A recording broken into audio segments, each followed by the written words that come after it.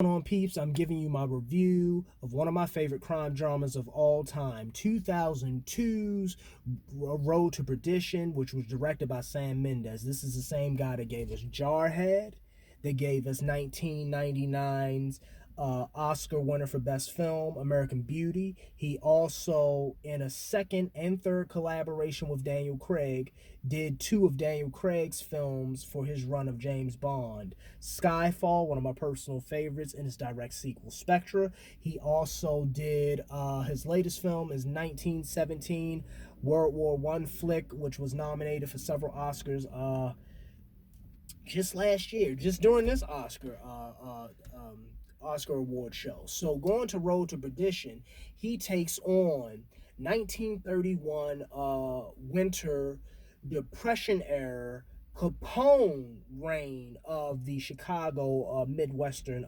Mafia.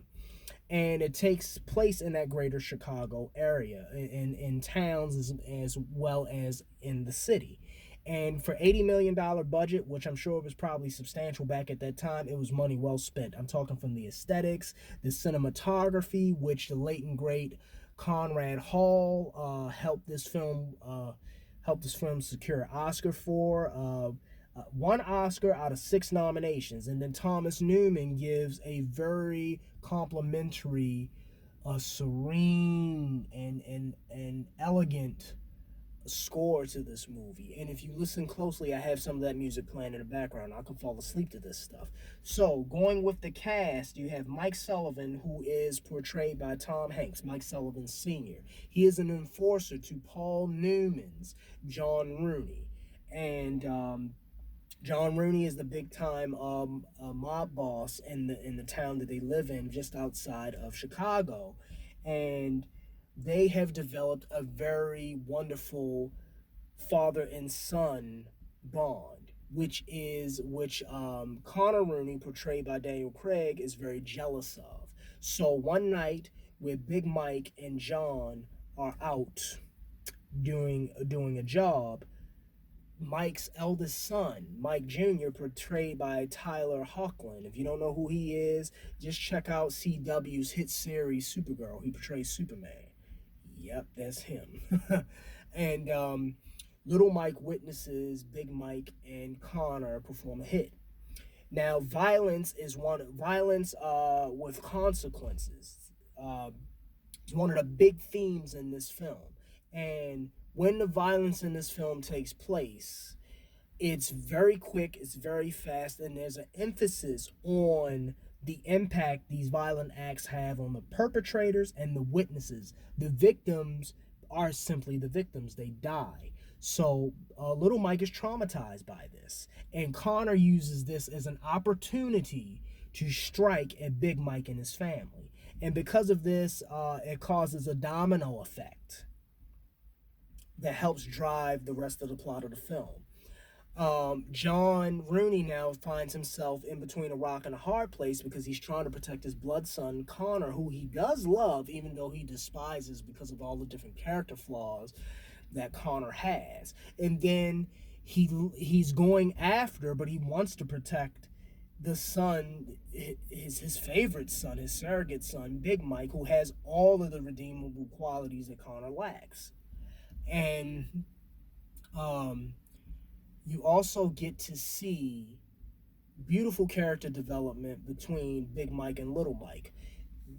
Before the events take place at the start of the film, you can tell that Big Mike is very traumatized, but has on some level able to make peace with who he is as being an irredeemable enforcer and killer. All he's trying to do now is protect his sons, Mike Jr., his eldest, and Peter Sullivan, his youngest, from the true nature of who he is. And his wife, who is portrayed by Jennifer Jason Leigh, Annie, she knows what he does. But there's even a scene where Mike explains to his son, your mother knows, trying to justify himself, that I love Mr. Rooney. When we had nothing, he gave us a home. Do you understand? So, but as things unfold and they're out on the road for 6 weeks, with Big Mike trying to seek revenge on Connor for his actions, as well as trying to protect his son, that veil is lifted. That perspective is completely dissolved. And he realizes, I have not served, nurtured our relationship, I've harmed it. And so they go on this journey of self discovery, figuring out who they are as individuals as well as who each other are. And they form a bond that way. Beautifully done. Uh, there was even a minimalism of how much dialogue is used. That helped drives the film. One of the pivotal to give you the very essence of the trinity between John, Mike, Big Mike, and Connor is a scene during Wake where you see Big Mike and John performing this duet on the piano. And then Connor's just on looking, and you can tell that Daniel does a great job of forcing a smirk as if he's admiring it, but then it kind of breaks, and you can see that he's angry, he is envious, because he believes that that should be him at that piano with John, not Mike. And then you can just see the bond, the love, the admiration that Mike and John have for one another. What is interesting about both Big Mike and Connor, though, is while they do love John, they fear him at the same time.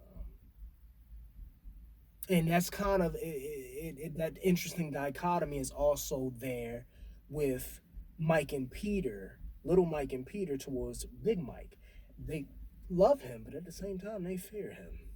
Rightfully so. And Jude Law, got to talk about him. Him is Harlan Maguire. He does a fantastic job taking on a villainous role. He really does. Having that little, they gave him a receding hairline. They gave him pale skin to make it look like how photographers look when they're in a dark room for long periods of time. And they also gave him like this little rotten tooth. So whenever he's talking, you can see that rotten tooth. Minimalist, again, going back to the dialogue, when every character speaks, they speak with intention. They help drive the scene forward with character development. So you get the sense that Harlan Maguire is a seasoned killer. He shoots corpses, photographs of corpses at crime scenes, and then he's killing people at night. It's like, damn. And when he and Big Mike face off against each other, it is beautifully done. That scene, that is a perfect example of focusing on not so much of what is being said, but what isn't being said. Just what is being conveyed through expressions, through body language, and reactions to one another's presence. I love that in this film. They do a wonderful job. Also, the another theme that is used very well in this film is water as a motif. And the reason why it's done that way is because for the purposes of shooting the wake scene, Sam Mendes did research into how to preserve bodies, and they used to use ice to do that. So whenever death is present in the film, water is present as well. The reason why he did that, he wanted to place emphasis on water's mutability and how that is linked to fate's uncontrollability. And death being the one thing that we don't have control over that. So when it comes for us, it just does. It's there. Completely, it's something that we humans just cannot get a grasp on. Prevention, yes, but actual control, no. So that's used wonderfully in the film as well. Guys, if you haven't checked it out, please do. There are Stanley Tucci is in it. He plays as Frank Nitti. I forgot to mention him. And that what that does is that brings in a nice tie of historical context, because Frank Nitti was a very known mob boss at that time in the Capone crime family. It is a great film. It is an art film. It is definitely an art film. If you haven't checked it out, please do. And as always, if you like my review, please share it. Hit the like button if you want to see more. Subscribe to my YouTube channel. You can also follow me on Instagram and Facebook.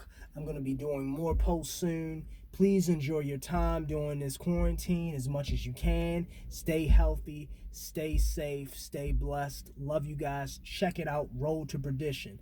Last thing, what's very interesting about Road to Perdition is the word perdition itself. When I looked it up, it means hell. But yet in the movie, it's a physical place, a place of salvation that Big Mike and Little Mike are trying to get to. But it also places emphasis on the road that Big Mike does not want Little Mike to go down on. Philosophical, no? Take care, peeps.